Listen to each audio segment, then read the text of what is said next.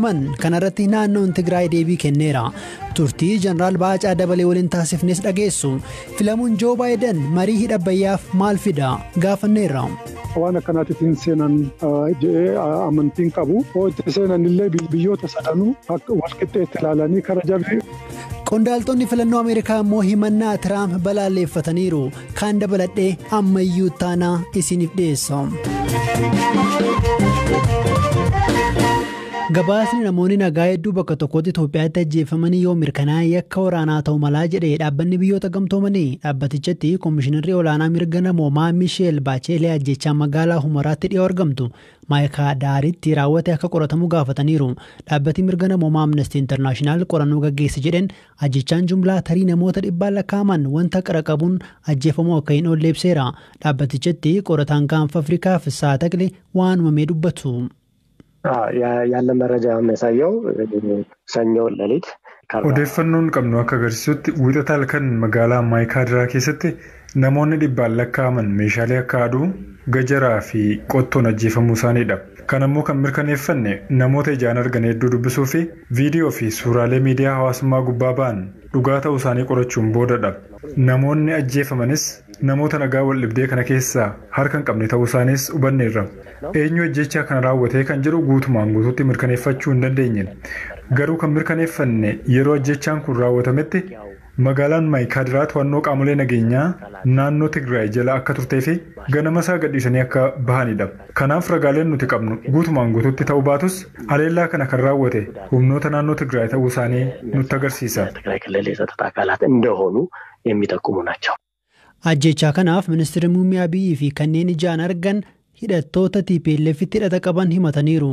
Durataan dhaabichaa Dr. Dabratsiyoon Gabra Mikaa'el immoo bu'uura hin qabu jechuun dubbatan.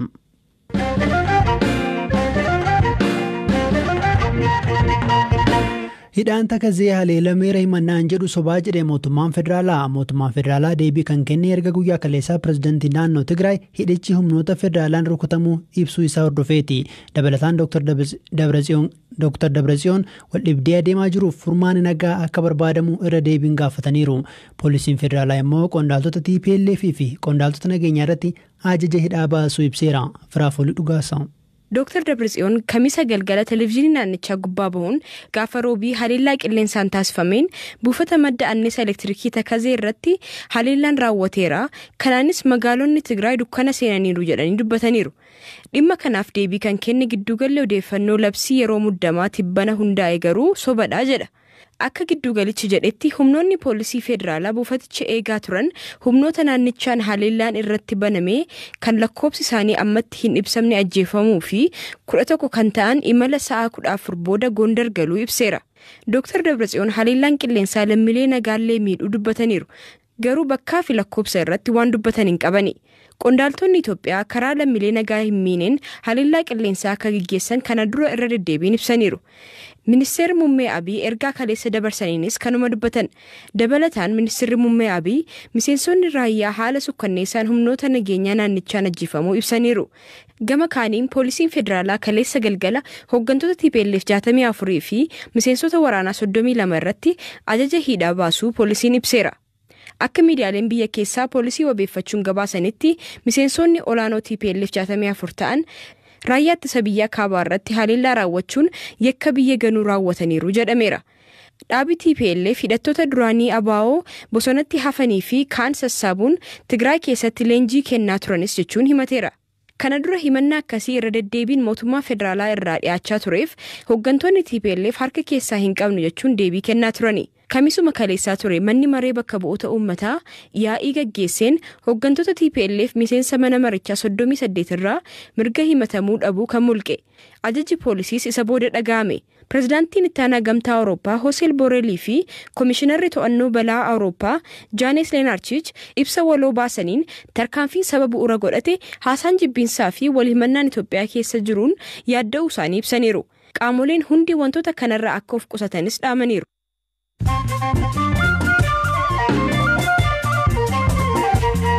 Amma mooduun gaggabaabseen sinitti himaa hooggantoonni filannoo mootummaa federaalaa Ameerikaa filannoon Ameerikaa seenaa Ameerikaa keessatti isa tasgabbaa'aadha jechuun koomii Doonaald Tiraamp filannicha irratti sagaleen hatameera jedhan kufaa godhan.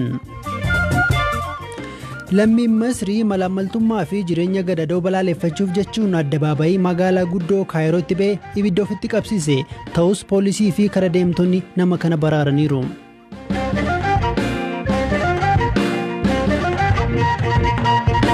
Dr. Muluu Naggaa hojii gaggeessaa olaanaa bulchiinsa yeroo naannoo Tigraay ta'uu muudaman kana kan beeksisan ministeerri muummee Abiy Ahmad Dr. Muluun qaama bulchiinsa yeroo ta'anii hooggantoota hojii raawwachiiftuu mootummaa naannichaa filachuuf gaafatama akka qaban ibsaniiru. Murteen kun murtee mana maree federeeshinii fi dambii manni maree ministeerotaa bulchiinsa naannoo Tigraay baasee hordofee kan darbee ta'uu bulchaan Itoophiyaa ibsaniiru. Qondaalli kun garuu eenyu? Aslii Galgaluu nutti himti. Dr. Muluu Naggaa eebla barkum 2012 eegalee ministeera deetaa ministeera saayinsii fi barnoota olaanoo ta'uun tajaajilaa ture. Duraan ammoo Yuunivarsiitii Finfinneetti hojii barsiisummaa qorannoo fi hooggansaan waggoota 18 tajaajilaa ture. Barumsisaa digirii sadaffaallee Neezerlaandii gosa barnoota bulchiinsaa fi imaamataan Public Administration and Public Policy xumure. Akka BBC Tigiriinyaatti Dr. Muluun kanaan dura miseensa dhaabbata TPLF ture. Yeroo ammaa immoo miseensa dhaabbata badhaadhinaati. Waldhabii mootummaa federaalaaf dhaabni naannicha bulchu jidduu cimee torbaan dabree waraanii ka'e. Muudaam hojii gaggeessaa olaanaa naannichaa dura seerbaastonni federaalaa murteewwan garaagaraa dabarsan. Wixinee labsii yeroo muddamaa naannoo Tigraayitti akka labsamu manni maree ministeerota dhiyeessee paarlamaan Itoophiyaa ragaasis. Labsiin kun jijaaf ture. Ergas immoo manni maree federeeshinii naannoo Tigraayitti bulchiinsi yeroo akka hundaa'u murteesse. Akkan jechuun akka mootummaa federaalaatti bulchiinsi naannoo Tigraay diigamee jira. Bulchootiin naannichaa garuu kan hin morman. Dhibi qaamota kan lamaanii eegii waggoota lama dabre jira. Ammoo eegii mootummaan naannichaa ajaja federaalaa diddee filannoo fi hin gaggeessite hammaati. Opereeshiniin mootummaa federaalaa naannoo Tigraay deemsifamaa jiru keessaa ergamii tokko qaamolee hojii raawwachiiftuu naannichaa seeraan gaafachuu. Tanaaf paarlamaan mirga himatamuu dhabuu qondaaltota irra kaasee poolisii federaalaa immoo ajaja hidhaan baasu kenne. Muudama hojii raawwachiiftuu kanarratti ibsa kan baase naannoon Tigraay adeemsichi abjuudhaa jedheera. Mirgii fi injifannoon wareegamaan mirkaneessine eenyu kan kennus kan dhawwatus miti jechuun deebise.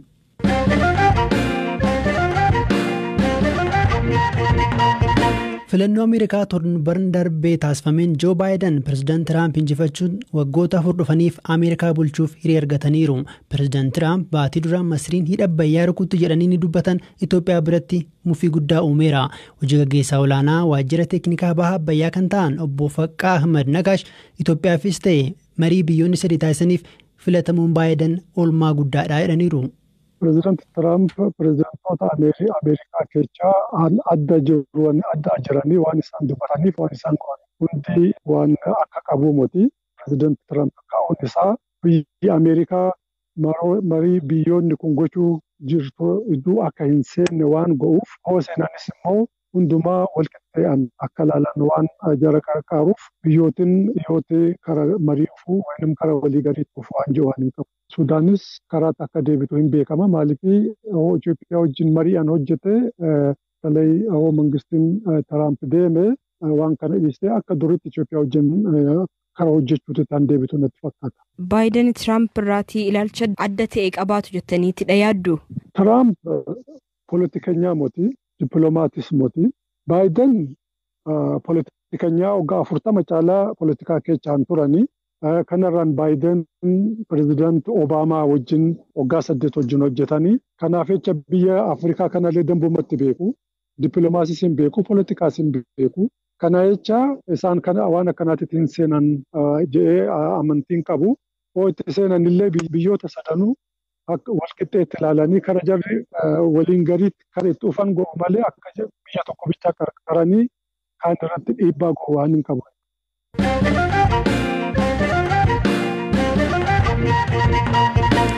Mootummaan federaalaa naannoon Tigraay buufata raayyaa irratti haleellaa raawwate jechuun erga lola seenanii torban tokko darbeera. Egas eegalee qaamoleen lamaan tarkaanfii raawwanne jedhan dubbataa jiru.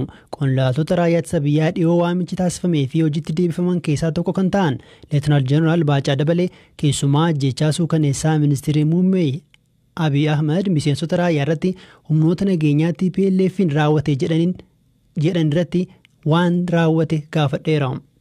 Bakka hundatti ajjeesanii harka duubatti hidhanii rashananii huccuurraa baafatanii deeman. Namoota fakkeenyaaf guyyaa dheengaddaa naannoo naannoo Shiraarotitti ijoollee haga 7 kan argine achi kanan dhagahee poolisii federaalitis naannoo tokkotti akkas godhanii jiru. Nutu argaa dhabe malee bakka isaan nama keenya qabanitti bakka hunda akkas godhan. Waraana keenya bakka qabanitti hunda. Ajajaan itti aanaa kan Izii Kaabaa ammeessa jiru odeeffannoo isin qabdaniin. Inni haga ammaatitti bakka jiru hin beekamu ammoo lolee wareegamuun yaada jedhu qaba. Kun properly ilaalamuu qaba maatii isaaniitiif gaarii miti. Jeneraalli tokko callisee akka hin kennatu keessattuu namni akkasaa. Guyyaa kaleessaa amma pirezidaantiin naannichaa Dr. Dabratsiyoon raayyaa isaa dabalatee raayyaa Eertiraa dabalatee jedhanii nama 10,000 to'anneefaa jedhanii dubbatan. Deebii keessa maal goone jedhan? Harka kennachiisnee nu harka jiraa jedhan. Nama 10,000 moo? Eeyyeen miidiyaa irratti ibsa kennanii akkas dubbatan. Namni 10,000 bar lafa guutaa. Isaan maal ta'aniif namni 10,000 kan dhufee harka isaanitti kennu. Qoy aeroplaanii buufnee jedhan aeroplaanii bu'ee jiru. BBC isin miti kan saaxilu baasa. Kanaaf asirshii namni 10,000 isatti harka kan kennu maagineettiidhaan harkisee moo lolaan boojee har'a. Ibsa yeroo kennitanii haleellaa raayyaa irratti yeroo raawwate jedhanii hidhattoonni abaa'oo shanee jettanii harka keessa qooda fudhatan dubbattan. Wanni sun ragaan keessan maali? Ijoollee Oromooti waraana keenya keessa kan jirtu. Ijoollee afaan Oromoo dandeessu kan waraana keenya kan keessa jirtu. Alaabaa abaa'ooti kan beekamu. Asitti leenjisanii bar nama 3,000 kan abaa'oodha. 3,000 leenjisuu isaanii beekna. Kun riipoortii kana qabna. Sana booddee lola hundarrattu intiraan isaanii adda, rifeensi isaanii adda, dubbii isaanii warri ijoolleen naannoo abaa'oo shaneedha. Lola san keessa akka turan riipoortii nu dhiyeessan. Bakka adda addaatti beekitu. Bakka tokkotti miti. Gabaasa sin dhaqabeetu akkas jedha jechuudha. Yeessaan nan qoradhee bara ijoollee lola san keessa jirtu wajjiniin taa'ee qoradhee kana jedhan isaan. 3,000 leenjisan jettan eessatti dhaqaa kun? Maqaleen bare Tigraay waggaa lamaan kana hin leenjisuu hin ergu. Warri amma naannoo Moyyaaleetiitti Wallaga keessatti mootummaa hojii wal qabaa jiran kun eessaa dhufan? Eenyutu leenjisee Moyyaaleetu leenjise? Kan ijaares Moyyaaledha. Kan leenjisuu isaanii. Raayyaan quban qabu kana dursee dhaabuu hin danda'u akka dirqama qabutti. Quba qabaateedhaaf akkas godhe gaafa. Kanaaf mootummaan hin beeka karaa nagaatiin kudhaaf karoorsaa ture. Ammaas deebi'anii nuti lolan kaasne yoo jedhanii haa onerji waan kana akkamitti amanuu dandeessu. Lola nuti hin jalqabne hin maraanne. Lola proogiraama keenya hin jalqabne malee hin jalqabne. Silaa nuti lola jalqabnee hagarraan turru bara. Torban tokko miti torban tokkoon turru. Tole kabiraa immoo lixaa fi kibba Oromiyaatti miseensonni raayyaa ittisa biyyaa turanii amma kachi ba'an jiraatonni nutti himan kun lola naannoo Tigraay keessa deemaa jiru wal qabataa? Sochoosanii jiru akka gaariitti. Yoo socho'u immoo yoo barbaachisaa ta'e as dhufaa yookaan immoo bakka biraatti sin ramadama. Ammaa fi bakka itti ramadamu eenyutu eessatti ramadamu kan jedhu beeku malee hojiinis kan jalqabame amma egaa waan kun jalqabame miti duraan jalqabame waan ta'eef. Kanaa wajjiniin waan dhaga'ameef waa'ee Tigraay